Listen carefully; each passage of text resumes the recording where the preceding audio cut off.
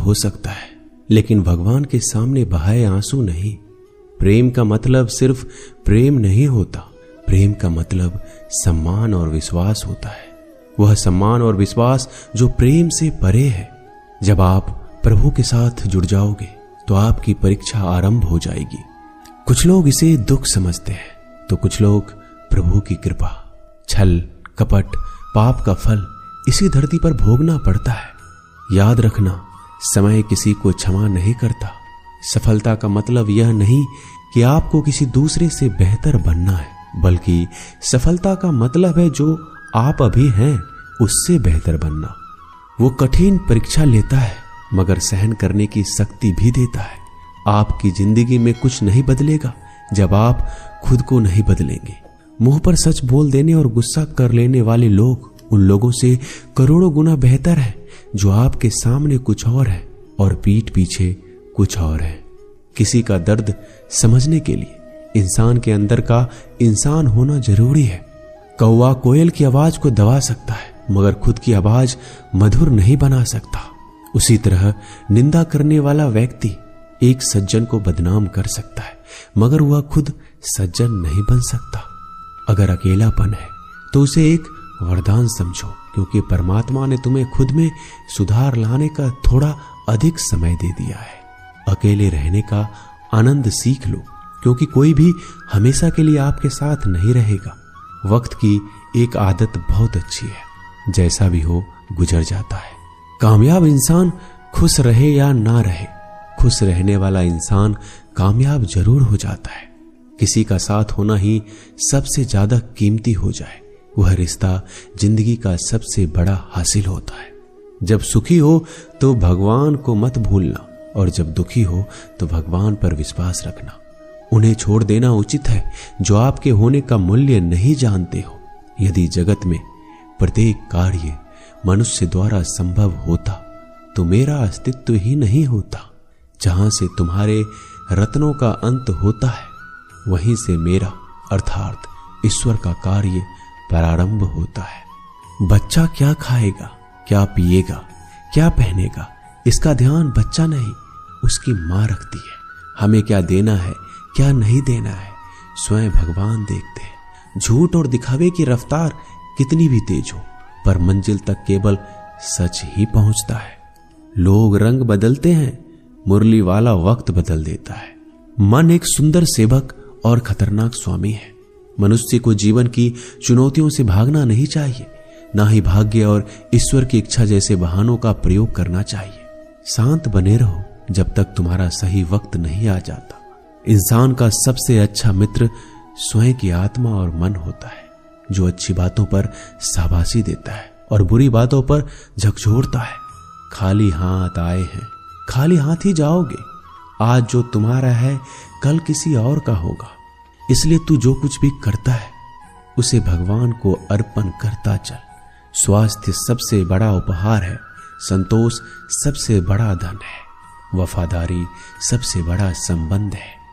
छल करोगे तो छल मिलेगा, आज नहीं तो कल मिलेगा। जियोगे जिंदगी सच्चाई से तो सुकून हर पल मिलेगा। उपवास हमेशा अन्न का ही क्यों, लोभ, लालच, घृणा, चुगली, क्रोध और गंदे विचारों का भी होना चाहिए।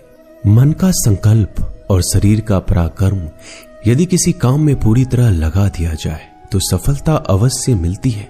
भाग्य के दरवाजे पर सर पीटने से बेहतर है कर्मों का तूफान पैदा करें, दरवाजे अपने आप खुल जाएंगे। क्रोध की अवस्था में भ्रम जन्म लेता है, ब्रह्म बुद्धि को नष्ट कर देता है। बुद्धि के नष्ट होते ही व्यक्ति का पतन हो जाता है।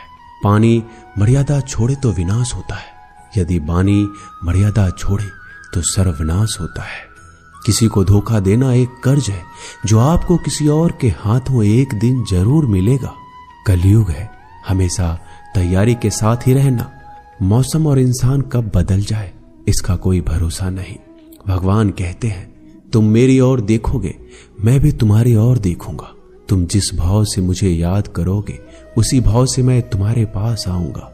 बदला लेने के लिए मत सोचो, आराम से बैठो। जिन लोगों ने आपके साथ बुरा किया है अंत में उनके साथ भी बुरा ही होगा। इस दुनिया में जुनून जैसा कोई आंख नहीं है, मूर्खता जैसा कोई जाल नहीं है, नफरत जैसा कोई दरिंदा नहीं है और लालच जैसी कोई धार नहीं है। प्रसन्नता का कोई मार्ग नहीं है, बल्कि प्रसन्नता ही एक मार्ग है। अगर आप सही दिशा में हैं तो चिंता मत कीजिए, बल्कि उस दिशा में चलते रहिए। ऐसा करने से अवश्य ही आप अपने लक्ष्य को प्राप्त कर लेंगे। इस पूरी दुनिया में सबसे ज्यादा कीमती है समय, इसलिए बर्बाद ना करें, नहीं तो अंत में आपको पछतावे के अलावा कुछ नहीं मिलेगा। जिंदगी में अपनी तुलना किसी से मत करो। जैसे चांद और सूरज की तुलना नहीं की जा सकती, क्योंकि दोनों ही अपने वक्त पर चमकते हैं। यदि किसी काम को करने में डर लगे तो याद रखना, यह डर संकेत है कि आपका काम वाकई में बहादुरी से भरा है। ख्वाब जिनके ऊंचे और मस्त होते हैं, इम्तिहान भी उनके जबरदस्त होते हैं, हौसले भी उनके कई बार पस्त होते हैं, लेकिन जुनून में वह मदमस्त होते हैं। पहाड़ की ऊंचाई आपको कभी आगे बढ़ने से नहीं रोकती, बल्कि आपके जूते में पड़े कंकर आपको आगे बढ़ने से रोकते हैं। निकाल फेंको उस कंकर को। सिर्फ मरी हुई मछली को पानी का बहाव चलाती है। जिस मछली में जान होती है वो मछली अपना रास्ता खुद बनाती है। अपने हौसले को ये मत बताओ कि तुम्हारी परेशानी कितनी बड़ी है, अपनी परेशानी को बताओ कि तुम्हारे हौसले कितने बड़े हैं। सफल वो नहीं जो अपने दुश्मनों पर विजय प्राप्त करता है, बल्कि सफल तो वो है जो अपनी इच्छाओं पर भी विजय प्राप्त करता है।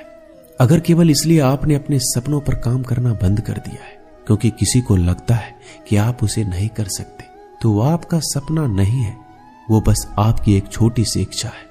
जो लोग आपको नजदीक से नहीं जानते, उनकी बातों को दिल पर मत लो, आगे बढ़ो और कुछ करके दिखाओ। जिंदगी में अच्छे लोगों की तलाश मत करो, बल्कि खुद अच्छे बन जाओ।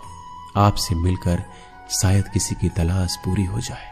यदि आप उड़ नहीं सकते तो दौड़ो, यदि आप दौड़ नहीं सकते तो चलो, अगर आप चल नहीं सकते तो रेंगते हुए चलो, लेकिन हमेशा आगे बढ़ते रहो। एक बार गुरु ने अपने शिष्य से पूछा, क्या आप जानते हैं हमारे अंदर एक बड़ा युद्ध निरंतर चल रहा है? जब सारे शिष्य चुप रहे तब गुरुजी बोले, वास्तव में सबसे बड़ी लड़ाई हमारे अंदर दो भेड़ियों की है। एक काला भेड़िया जो क्रोध, हिंसा, अहंकार, दुख, गलानी, लालच, चोर, झूठ की भाषा बोलता है। दूसरा सफेद भेड़िया जो आनंद, प्रेम, दया, विचार और सद्भावना की भाषा बोलता है। इसी लड़ाई के शोर में हम पहले से मौजूद मन की शांति भूलकर उसे कहीं और ढूंढने की कोशिश करते हैं। गुरु ने कहा, हमें इस लड़ाई के शोर से कोई नहीं बचा सकता। ये लड़ाई मेरे अंदर ही चलती है और ये आपके अंदर भी है। शिष्यों ने गुरु की बात ध्यान से सुनी और पूछा, गुरुजी, तो इस लड़ाई में जीत किसकी होगी? गुरुजी ने कहा, वही भेड़िया जीतेगा जिसे तुम खाना दोगे। खाना देने का मतलब है हमारे पास शक्ति है ध्यान देने की। हम जिस भेड़ियों की बातों पर ध्यान देंगे वो बड़ा ताकतवर होता जाएगा। इसलिए हमेशा क्रोध से पहले दया चुनना चाहिए, लालच से पहले उदारता, चिंता से पहले शांति और स्थिरता जोड़नी चाहिए और चलन से पहले सद्भावना को चुनना चाहिए। ऐसा करते करते हमारा मन अपने आप आनंदित रहने लगता है। जैसे शरीर को आराम दिया जाए तो वो ठीक होने लगता है, वैसे ही मन की शोर से आराम मिलता है, तब वो खुद ब खुद निर्मल हो जाता है। दोस्तों, इस वीडियो में बस इतना ही। मैं आशा करता हूं कि आपने इस वीडियो से बहुत कुछ सीखा होगा। मिलते हैं अगले वीडियो में। अपना ख्याल रखिएगा। धन्यवाद। जय श्री कृष्णा।